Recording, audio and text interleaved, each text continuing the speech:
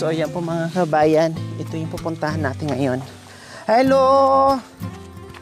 Hi! Ay! Kumakain kayo! Wow! Anong ulam? Malunggay, sabaw. Nilagyan ng malunggay. Wow! Tamang-tama naman yung dating. Medyo late nga lang yung tanghalian nyo. Ano? Walang ulam? Walang bukod dyan sa malunggay na may sabaw? Wow, pasensya na sa aming disturbo ha. Tamang-tama naman na pagdating namin ay kumakain kayo. Oh. Oh, baka gusto niya tubig. Oh, gusto pa niyang kumain. Ha? Oh. Ayaw daw niya. Busog na siya. Or naghahanap siya ng ulam. Anong pangalan mo, ate? Darna. Darna, Darna, Darna. Nandito ka lang pala. Si Ate Darna, ito mga anak mo, dalawa lang. Opo. Wow. Tapos asawa nyo, nasaan yun? Saan na pupunta? Ayun po. Kumuha po ng tubig. O, anong nangyari? Na ano po siya, ano yan? Nasunog Anong nangyari kuya sa paa nyo po? Nasunog ng apoy. Bakit? Nung maliit na po siya. Nung maliit pa siya, nasunog na. Ah. Sige, painumin mo muna yan. Sige. Parang ang linaw ng tubig, oh. Ayun, ang linaw, oh. Hello, kuya. Anong pangalan nyo, kuya? Ha? Pangalan nyo po? Hindi po marunong magtagalog po. Okay lang. Anong pangalan nyo po, kuya? Pangalan niya? Pukol ya po. Ha? Pukol. Pukor? Pukol po. Pukol. Bakit Kasi pukol? Kasi putol. Oh, Anong nangyari dyan, kuya, sa paa nyo po? Sabi nasunog. Bakit nasunog po? Ha? Bakit nasunog yung paa nyo? Bakit nasunog nung bata pa siya, Ate Darna? oh. Bakit nasunog? Kasi po, nung bata pa siya, malikot po siya natutulog. Tapos, Naulog po siya sa apoy. anong klase nga po? Sa ulingan? Sa ulingan po. Nag-uling siguro yung mga magulang niya. Opo. Tapos pumunta siya doon. Tapos sa likod niya, nahulog siya doon. Grabe yung pagkasunog sa paa niya. Oh. Pakigano nga, kuya. Pakianti mo kan. Ayan, oh, grabe, oh. Diyos ko, talagang buto niya, no? Pati yung paa niya ay talagang dumikit na doon sa binti ni kuya. So ayan po mga kabayan, nadata natin sila na although meron silang kanin mga kabayan, at yung tipong gulay na malunggay po mga kabayan nilagyan ng sabaw, yun lang, wala ng sahog. Basta tinimplahan lang yan ng asin at bitsin, ayos na mga kabayan, no, na meron lang talaga silang ulam.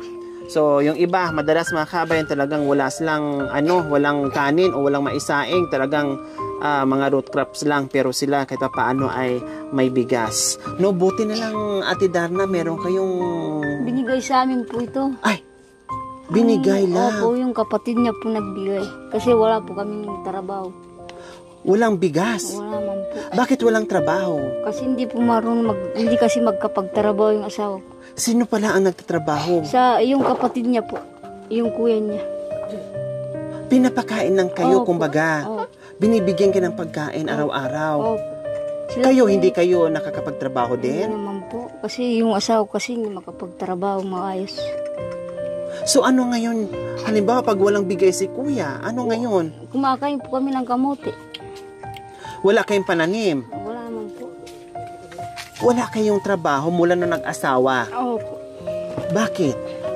Ewan po kasi yung, nung dinatnang ko po siya, hindi na po makapagtrabaho. Nung nag-asawa kayo. Tapos kayo din wala ding trabaho. Wala man po. Bukod tangi ang sumusuporta sa inyo, yung kapatid niya, Opo, na tsaka kuya kapatid niya. ko, tsaka kapatid ko po. Wow, ang bait naman nila, no? Pag wala silang bigas, kumakain na lang po kami ng kamote. Yung mga kamote din, saan din galing? Sa mga Pag mayroon pong nag-ano ng kamote. nagpapa-harvest? Nangunguha kayo, namumulot kumbaga. Oo nga, sa katayuan ni Kuya, hirap nga trabaho. Pero pwede sana magtanim-tanim kung merong mataniman. No, kahit papaano makatanim-tanim ng mga gulay, mga root crops. Kasi meron nga akong natulungan din. Ate Darna na walang mga kamay, putol, tapos yung paan niya halos ganito din o mas matindi pa dyan, pero nakakapagtanim siya ng mga gulay, mga pananim, ang dami niyang pananim. Pero si kuya hindi talaga, walang trabaho, pati kayo.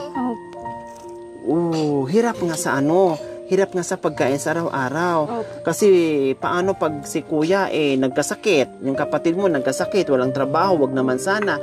Paano kayo makakakain? Wala man po. Pag mayroon po kasing bigas yung mga kapatid ko, tinutulungan lang kami, binibigyan ng bigas. Opo, ngayon pasalamat tayo kasi mayroon pa nagbibigay. Kung halimbawa na wala nang magbigay, paano po yun? Wala po. Mamamatay gutom.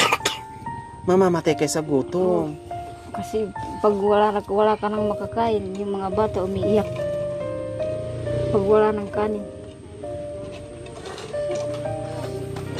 Butin lang dalawa yung anak nyo.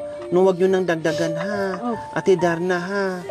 Kasi tulad yan, wala kang trabaho. Si kuya din hindi makakapagtrabaho dahil sa kapansanan niya. Umaasa lang kayo. Kung madagdagan yung mga bata, paano na? Kundi kawawa sila. Diba? Diyos ko po mga kabayan, ang hirap na ganito yung sitwasyon na madadatan natin. Masaya nga ako nung nakita ko na mayroong kinakaing kanin, akala ko ay may bigas sila, kahit paano nakakabili sila ng bigas. Yun po pala ay galing pa sa kapatid, binigay or sustentado sila sa kapatid ni kuya at kapatid dito dahil siguro naintindihan yung sitwasyon. Yun nga lang, yung sinasabi ko, paano pag may mga sakit yung mga kapatid nila, mayroong umaasa, sila, yung pamilya, pati yung mga bata, umaasa doon sa mga kuya nila. Paano pag magkasakit at wala rin? Kasi hindi naman lahat ng oras ay meron tayo, talagang darating ang oras na magigipit ka rin, magkakasakit ka rin. So kawawa sila. Gutom talagang aabutin ng pamilya ni Ate Darna at Kuya Putol. Okay, so ayan po mga kabayan. Sa ating paglalakbay po dito sa kabundukan, isa sila sa napuntahan natin at mabibigyan ng pagmamahal, lalong-lalo na ngayon sa sitwasyon nila na nakaasa lamang po sila sa kanilang mga kapatid po mga kabayan. Okay, Kuya Putol and Ate Darna, meron kaming surprise sa inyo. Hindi kayo nakakapagsalita? Hindi po marunong magsalita po yan. Ha? Hindi po siya makapagsalita na maayos. Pati salita niya na naapektuhan? Pero yung salita nyo sa katutubo, nakakapagsalita siya? Sa Tagalog lang, ang hindi siya nakakapagsalita. Kuya, kumusta kayo? Okay lang, sabi mo, kahit magsalita siya ng i-translate mo na lang. Ate, kumusta? Ayos lang kayo? Kuya? Ha? Ano daw? Hindi daw marunong Magtagalog? Okay lang. So, ayan po mga kabayan, sinusubukan nga natin pero hindi makapagsalita si Kuya. Ang importante na pahatid natin yung ating pagmamahal dito sa mga katutubong aitas. Okay, pasok. Jacoy, syempre, meron kayong assorted groceries, isang tray na itlog, at bigas.